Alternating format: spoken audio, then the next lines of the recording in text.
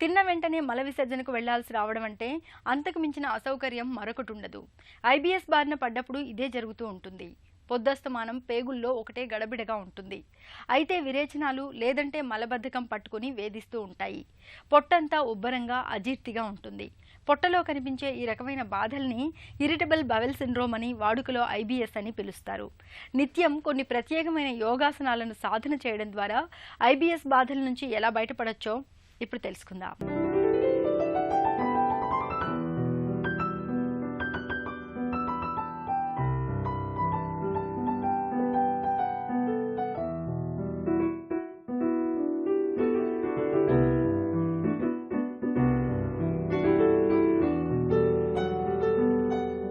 IBS irritable bowel syndrome ఈ సమస్య ఎక్కువగా ఆడవాళ్ళను బాధించేటటువంటి సమస్య. పెద్ద ప్రేగులో ఏర్పడినటువంటి కండరాల యొక్క డిస్టర్బెన్స్ ద్వారా వచ్చేటటువంటిది ఈ ఇరిటబుల్ బౌల్ సిండ్రోమ్ అనేటటువంటి. ఈ సమస్య వచ్చినప్పుడు కడుపు అంతా ఉబ్బరంగా ఉండడం, కడుపులో నొప్పిగా ఉండటం, ప్రొద్దున లేచిన వెంటనే 3 లేక 4 సార్లు విరోచనాలు వెళ్ళడం, అజీర్ణంగా ఉండటం, కడుపు గట్టిగా బిగేసినట్టుగా ఉండటం, ఈ విధంగా ఈ సమస్యతో బాధపడుతున్నటువంటి వాళ్ళు యోగాలో ఆసనాలు ప్రాణాయామాలు చేయడం ద్వారా ఆ యొక్క కండరాల్ని బలంగా శక్తివంతంగా తయారు చేయడం ద్వారా ఈ సమస్య నుంచి మనం పూర్తిగా నివారణ పొందవచ్చు. దీంట్లో భాగంగా ఈరోజు మనం తెలుసుకోబోతున్నాం మర్కటాసనం, పవనముక్తాసనం, అపాన వాయుముద్ర. వీటిని ప్రతిరోజు మీరు చేసినట్లయితే 21 రోజుల నుంచి 41 రోజుల్లో మంచి మార్పులు గమనిస్తారు. వాటిని ఏ విధంగా చేయాలో చేసి చూద్దాం. ఐబిఎస్ సమస్యకి కొన్ని ప్రత్యేకమైనటువంటి ఆసనాలు చేయబోతున్నాం. అందులో భాగంగా మర్కటాసనం, పవనముక్తాసనం, అపాన వాయుముద్ర. మర్కటాసనం ఇది శవాసనం మీదుగా వెళ్ళకల్లా పడుకొని చేసేటటువంటి ఆసనం. ఇప్పుడు ఆసనాలు ఏ విధంగా చేయాలో చేసి చూద్దాం. ముందుగా దండాసన భంగిమకి రావాలి. తర్వాత శవాసన భంగిమకి రండి.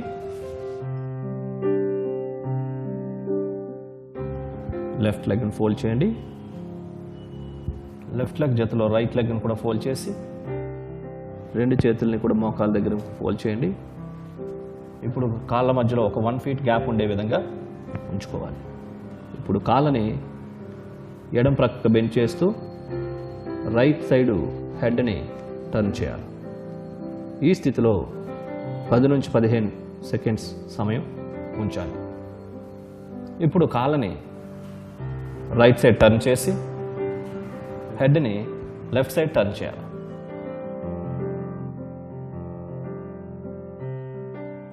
ఇప్పుడు మరొకసారి కాళ్ళని లెఫ్ట్ సైడ్ టర్న్ చేసి హెడ్ని రైట్ సైడ్ టర్న్ చేసి ఉంచాలి. అదేవిధంగా మరొకసారి కాళ్ళని రైట్ సైడ్ టర్న్ చేసి హెడ్ని లెఫ్ట్ సైడ్ టర్న్ చేసి ఈ విధంగా 5 సార్లు చేయాల్సి ఉంటుంది. ఇప్పుడు వెంబడే చేస్తూ ఉంటాం. ఇప్పుడు లెగ్స్ని లెఫ్ట్ సైడ్ టర్న్ చేయండి, హెడ్ని టర్న్ రైట్ సైడ్, అదేవిధంగా లెగ్స్ని రైట్ సైడ్, హెడ్ని లెఫ్ట్ సైడ్, లెగ్స్ని లెఫ్ట్ సైడ్, హెడ్ని రైట్ సైడ్, మళ్ళీ లెగ్స్ని రైట్ సైడ్, హెడ్ని లెఫ్ట్ సైడ్. ఈ విధంగా సుమారుగా 5 నుంచి 10 సార్లు సమయం చేయాలి. ఇప్పుడు సెంటర్కి తీసుకొని రండి కాళ్ళు రెండింటిని కూడా. ఇప్పుడు కాళ్ళను కొద్దిగా పైకి లిఫ్ట్ చేయండి. చేతులు 2 స్ట్రైట్గా ఉంచుకోండి. ఇప్పుడు ఈ భంగంలో లెగ్స్ని లెఫ్ట్ సైడ్ టర్న్ చేస్తూ హెడ్ని రైట్ సైడ్ టర్న్ చేయాలి. ఈ భంగంలో 10 నుంచి 15 సెకండ్స్ సమయం ఉండాలి. అదేవిధంగా ఇప్పుడు లెగ్స్ని రైట్ సైడ్ టర్న్ చేసి హెడ్ని లెఫ్ట్ సైడ్ టర్న్ చేయాలి. అదేవిధంగా లెగ్స్ని లెఫ్ట్ సైడ్ టర్న్ చేస్తూ హెడ్ని రైట్ సైడ్ టర్న్ చేయాలి. ఇప్పుడు మరొకసారి వెంబడెంబడే చేస్తాం. లెగ్స్ని రైట్ సైడ్ టర్న్ చేసి హెడ్ని లెఫ్ట్ సైడ్ టర్న్ చేయాలి. అదేవిధంగా లెగ్స్ని లెఫ్ట్ సైడ్, హెడ్ని రైట్ సైడ్, లెగ్స్ని రైట్ సైడ్, హెడ్ని లెఫ్ట్ సైడ్, లెగ్స్ని లెఫ్ట్ సైడ్, హెడ్ని రైట్ సైడ్, మరలా లెగ్స్ని రైట్ సైడ్, హెడ్ని లెఫ్ట్ సైడ్. ఈ విధంగా 10 నుంచి 15 సార్లు చేసిన తర్వాత కమ్ టు ద సెంటర్కి రండి. కాళ్ళని స్ట్రైట్గా ఉంచుకోండి. ఇదే భంగిమలో పవనముక్త ఆసనం, ఇది కూడా ఈ ఇరిటబుల్ బౌల్ సిండ్రోమ్కి చాలా బాగా ఉపయోగపడేటటువంటి ఆసనం. ఇది పూర్తిగా జీర్ణాశయం మీద పొట్ట కండరాల పైన ప్రభావం కలిగజేసేటటువంటి ఆసనం. 2 కాళ్ళని ఫోల్డ్ చేయాలా, మోకాల్ని పొట్ట మీదకి తీసుకొని వచ్చి 2 చేతులతో మోకాల దగ్గర పట్టుకోవాలా. ఇప్పుడు తలని పూర్తిగా లిఫ్ట్ చేసి మోకాలకు ఆనించగలిగితే ఆనించాలి. దీన్ని పవనముక్త ఆసనం అంటారు.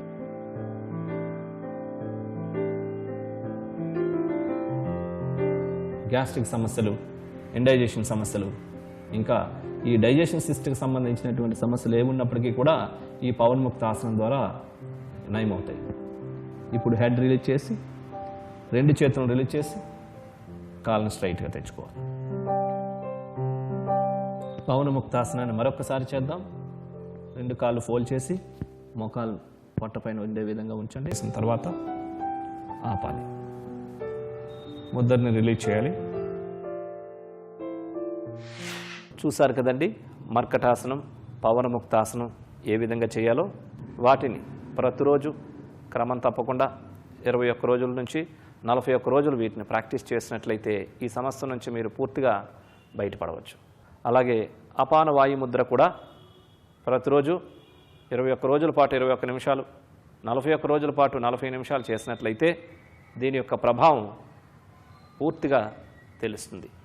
అపాన వాయు ముద్రని, ఈ పవనముక్తాసనాన్ని, ఈ యొక్క మర్కటాసనాన్ని మీరు ప్రతిరోజు చేసి ఈ IBS సమస్య నుంచి పూర్తిగా బయటపడి మీరంతా ఆరోగ్యవంతులు కావాలని కోరుకుంటున్నాను.